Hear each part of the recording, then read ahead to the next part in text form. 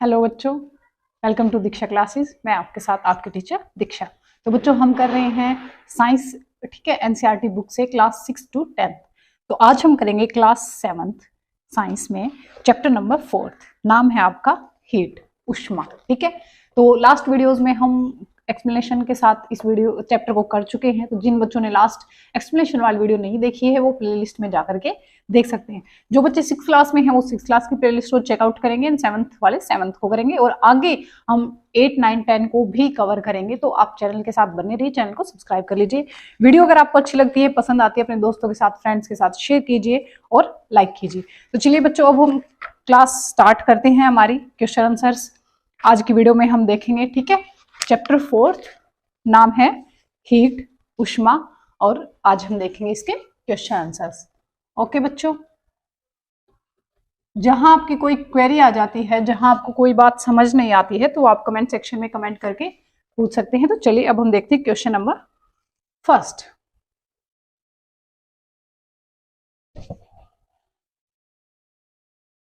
तो question number 1 में है बच्चे कि state similarities and differences between the laboratory and the clinical thermometer. हमने जब लेसन की एक्सप्लेनेशन देखी, जब हमने लेसन को रीड किया, तब हमारे सामने इन दो थर्मोमीटर्स का ही जिक्र था। ठीक है, कि लेबोरेटरी थर्मोमीटर क्या होता है और क्लिनिकल थर्मोमीटर क्या होता है। तो जिस बच्चे ने एक्सप्लेनेशन नहीं देखी है वो देख सकते हैं, और अगर आप नहीं देखना चाहते हैं तो भैया आपके क्वेश्चंस जो है सभी इन्हीं पे डिपेंड करते हैं, इनके ही इर्द गिर्द घूम रहे हैं, तो आप यहाँ से भी सीख सकते हैं। तो आप वीडियो को ध्यान से देख लीजिए जिन बच्चों ने एक्सप्लेनेशन नहीं देखी है। फर्स्ट हम देख लेते हैं बच्चे इनकी सिमिलरिटीज। ठीक है, कि दोनों सिमिलर किस वजह से हैं। Both are made up of glass. ठीक है, दोनों कांच से बने होते हैं। Mercury is use to both of them. ठीक है, मरकरी मीन्स पारा जो होता है वो दोनों में यूज किया जाता है। Both are used to measure temperature. दोनों का काम क्या है बच्चे? तापमान को मापने का काम जो है दोनों करते हैं।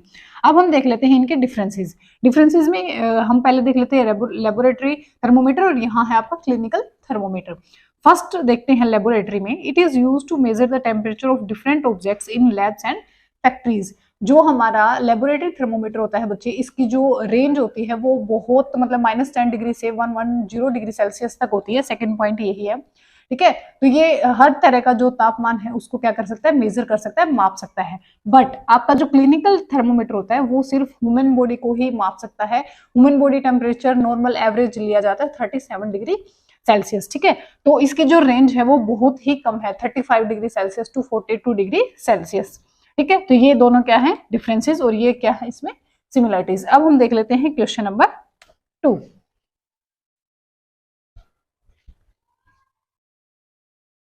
क्वेश्चन नंबर 2 में पूछा गया है बच्चे, give 2 examples of conductors and insulators. ठीक है, कंडक्टर्स होते हैं जो आपकी हीट को, आपकी लाइट को क्या करते हैं? अपने अंदर से पास होने देते, वो होते हैं कंडक्टर्स।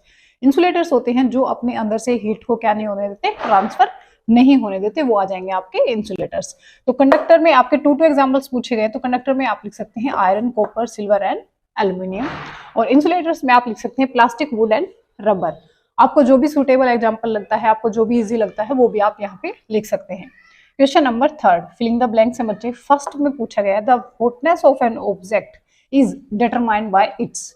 जब आप किसी पदार्थ की, किसी चीज की गर्म मात्रा अगर आप मापना चाहते हैं तो किस चीज से माप सकते हैं बच्चे? उसके टेम्परेचर से, उसके तापमान से।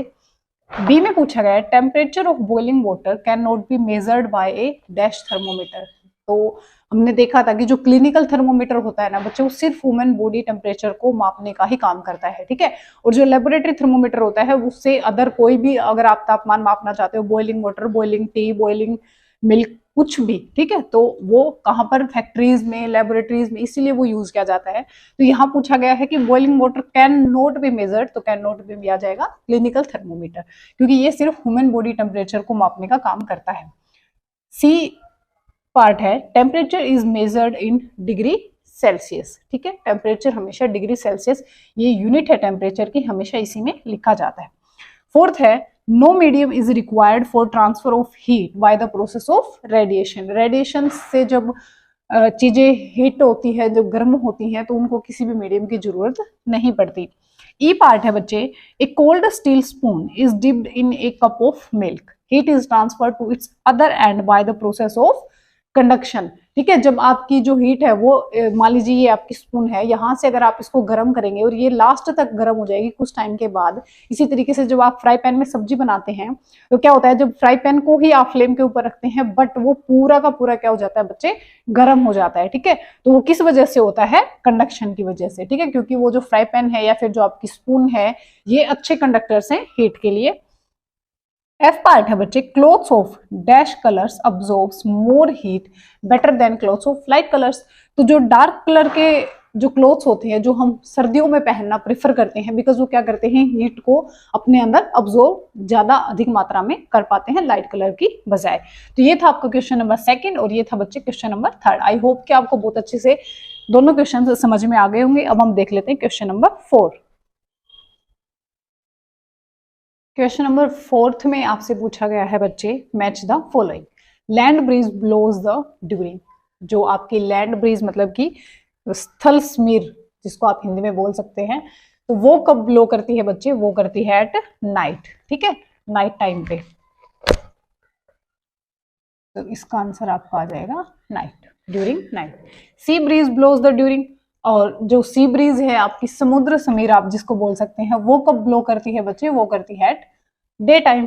Dark coloured clothes preferred during. Dark colour के जो क्लोथ्स होते हैं हम वो किस टाइम पे उनको पहनना प्रेफर करते हैं, तो वो करते हैं बच्चे हम विंटर में। बिकॉज विंटर में क्या होता है, नहीं, डार्क क्लोथ्स हम विंटर में क्यों पहनना प्रेफर करते हैं, जो डार्क क्लोथ्स होते हैं वो हीट को ज्यादा अब्जॉर्व कर लेते हैं as compare to light colours. Light colours clothes compare during summer, ठीक है। आई होप कि आपको क्वेश्चन नंबर 4 बहुत अच्छे से समझ में आ गया होगा। अब है बच्चे question number 5। Discuss why wearing more layers of clothing during winter keep us warmer than wearing just one thick piece of clothing. जब हम बहुत सारे क्लोथ्स विंटर में पहनते हैं वो हमें ज्यादा गर्म रखते हैं बजाय कि हम एक कोई मोटी चीज पहन ले, ठीक है। तो उसका रीजन क्या है, more air get trapped inside the multiple layers of clothing. देखिए मान लीजिए आपके पास एक मोटा कंबल है या फिर आपके पास 2 पतले पतले कंबल है। जब भी आपके पास कंबल है, एक आप कंबल लेंगे उसके ऊपर एक और कंबल लेंगे तो दोनों कंबल के बीच में क्या हो जाएगा बच्चे, एक लेयर आ जाएगी एयर की, ठीक है। More air get trapped inside the multiple layer of clothing than a single piece of clothing. ज्यादा एयर होगी, जितने ज्यादा लेयर आप पहनेंगे उतनी ज्यादा लेयर्स के बीच में क्या होगी, एयर ट्रैप हो जाएगी। This air prevents the flow of heat. और वो एयर क्या करेगी, जो आपकी शरीर की जो गर्मी है, जो हीट है, उसको बाहर जाने से रोक देगी from our body to the cold surroundings, ठीक है। तो वो फिर क्या होगी, जो हमारी गर्मी है वो हमारे शरीर के अंदर ही रहेगी, बाहर कोल्ड सराउंडिंग्स तक नहीं पहुंच पाएगी, जिससे हमें ठंड नहीं लगेगी। इसके आप आगे आप यहां से लिख सकते हैं, so wearing more layer of clothing during winter keep us warmer than wearing just one thick piece of clothing. तो ये है इसका रीजन। क्वेश्चन नंबर 6 है बच्चे। क्वेश्चन नंबर 6 में आपको एक फिगर गिवन है, तो उसमें आपसे पूछा गया है इस तरीके से, ये देखिए ये एक फिगर गिवन है।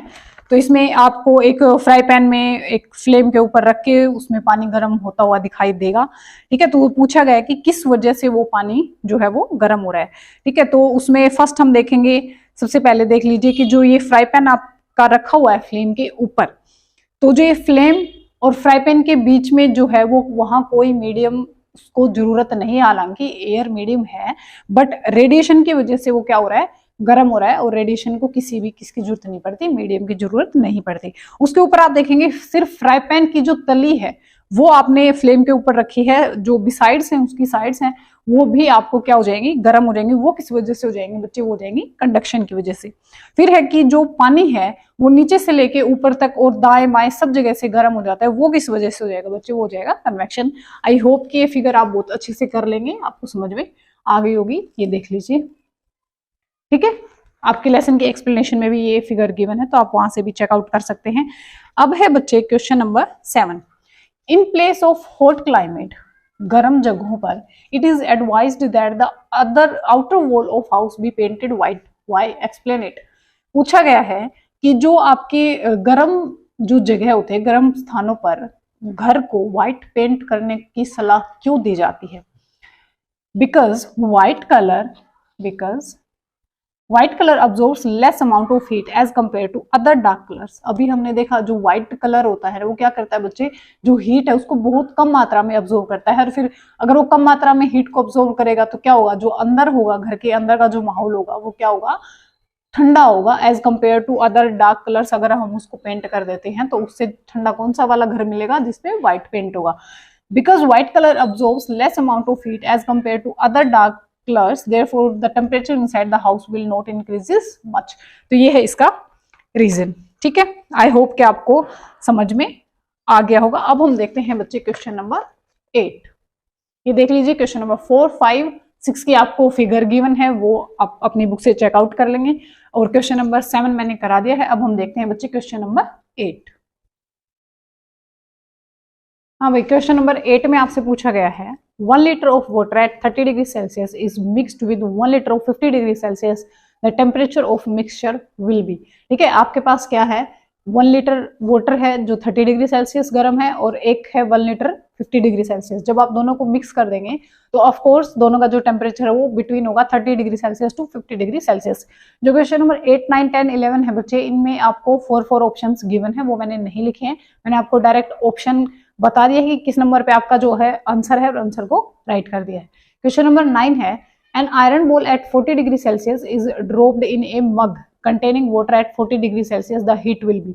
जो आयरन बॉल है वो भी 40 डिग्री सेल्सियस गर्म है, और जो मग में वाटर है वो भी कितना गर्म है, 40 डिग्री सेल्सियस। तो दोनों जब सेम टेम्परेचर पे है तो क्या होगा बच्चे, ऑप्शन नंबर बी आपका करेक्ट हो जाएगा। Not flow from the iron ball to water, heat जो है वो ना तो आयरन से बॉल में जाएगी ना ही बॉल से वाटर में जाएगी। ठीक है, क्वेश्चन नंबर 10 है बच्चे, ए wooden spoon is dipped in a cup of ice cream. ठीक है, आपके पास एक चम्मच है लकड़ी की, वो अगर आप आइसक्रीम के कप में डिप करते हो तो उसका दूसरा सिरा, इट्स अदर एंड, मतलब दूसरे सिरे पर क्या प्रभाव पड़ेगा, डज नॉट बिकम कोल्ड, दूसरे सिरे पर कोई भी प्रभाव नहीं पड़ेगा, बिकॉज वुड जो होता है वो बहुत ही बैड कंडक्टर ऑफ हीट है। ठीक है, तो अगर आप उस, यहाँ क्वेश्चन होता है गर्म करने के लिए पूछा जाता तो ऑफ कोर्स लकड़ी है वो जल जाती। तो इन्होंने ठंड के लिए पूछा है कि अगर आइसक्रीम में रखेंगे तो क्या वो कोल्ड होगा या नहीं होगा, तो आंसर आ जाएगा नो। क्वेश्चन नंबर 11 है बच्चे, stainless steel pans are usually provided with copper bottoms. जो आपने घर में भी देखा होगा, जो आपके फ्राई पैन्स होते हैं उनके नीचे एक कॉपर प्लेट गिवन होती है, क्यों, उसका रीजन पूछा गया है। तो copper is better conductor of heat than steel. ठीक है, जो स्टेनलेस स्टील होते हैं उनसे बेटर कंडक्टर है आपका कॉपर, इसलिए वो जो एक प्लेट है वो गिवन होती है ताकि अच्छे से हीट मिल पाए और आपका जो खाना है वो जल्दी से बन जाए। आई होप कि आपको 1 to 11 क्वेश्चंस बहुत अच्छे से समझ में आ गए होंगे। यहाँ होता है आपका चैप्टर 4 हीट कंप्लीट। अगर आपको कोई क्वेरी रह जाती, कुछ बात समझ में नहीं आई है, तो आप कमेंट सेक्शन में पूछ सकते हैं। अपने दोस्तों के साथ वीडियो को ज्यादा से ज्यादा शेयर कीजिए। नेक्स्ट हम करेंगे चैप्टर 5, उसके साथ आप चैनल को सब्सक्राइब भी कर लीजिए। Thank you so much.